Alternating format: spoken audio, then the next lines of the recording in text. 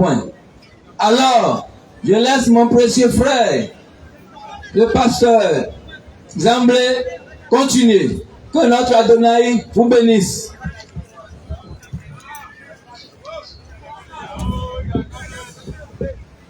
Oui.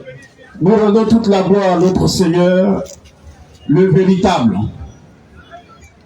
le vrai Dieu, l'unique Dieu qui s'est révélé en Israël.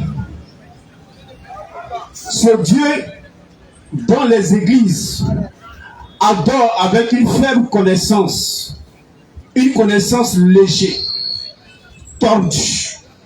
Ils sont semblables à des enfants qui ignorent les profondes affaires de son Père. C'est ça. Des adorateurs qui reposent leur foi dans une croyance décadée, démodée, anti-structurelle. Rien de ce qui est l'objet de leur croyance est en accord avec le fondement des apôtres. C'est ça. Et ils se prétendent être des croyants. C'est dommage.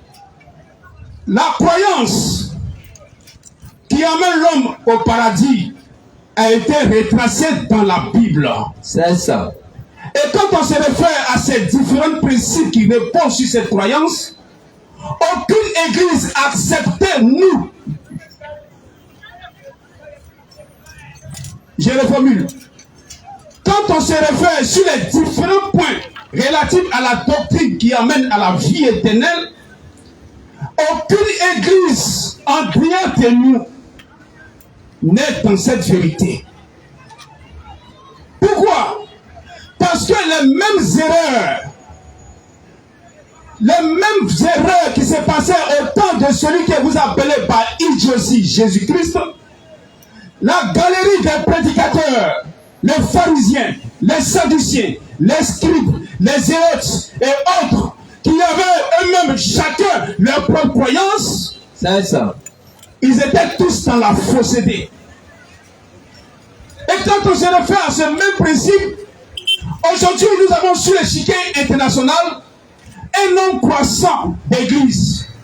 D'aucuns se font appeler ministère Zobel Agodio. C'est ça. D'aucuns se font appeler disciples de Kakou Philippe. C'est ça. D'aucuns se font appeler catholiques. D'aucuns se font appeler ceci et cela. Ça n'y est pas dans la Bible. Mais cette masse de poudrière, quand on se réfère même à la Bible falsifiée, cette Bible qui a perdu toute son originalité parce qu'elle a été traduite. Et voici un document sur lequel ces églises reposent votre foi. Mais entre vous et moi, nous qui sommes des hommes qui savons chercher ce qui est bien pour nous-mêmes et pour nos enfants. Oui. Mais comment est-ce que nous allons amener à Dieu des gens qui reposent leur foi sur des documents falsifiés?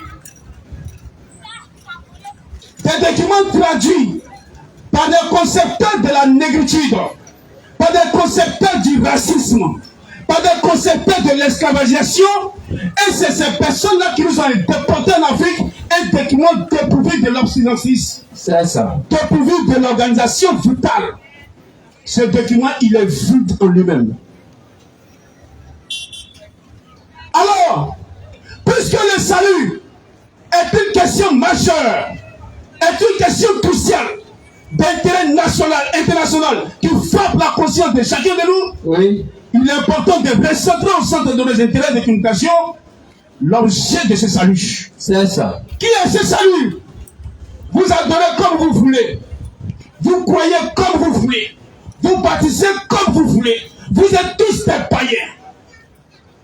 Au regard de la Bible, qui est la Bible, qui est le symbole sur lequel ceux qui se prétendent être des croyants reposent leur foi. Mais je vous pose la question. Où vous avez vu dans cette Bible falsifiée une église qui se fait appeler Zobel Agodio? C'est ça. Ça n'existe pas. Ça une église qui se fait appeler catholique. C'est ça. Baptiste. Assemblée de Dieu. Dans cette Bible falsifiée, ça n'existe pas. Ça n'existe pas. Mais vous qui avez créé ces boubliers-là, ces partis politiques-là, ça a quitté où? Ça vient de quoi? Est-ce à vous seuls que la parole a été destinée? Ou ceux qui étaient les dépositaires, les vanteurs de la parole, à l'origine, les véritables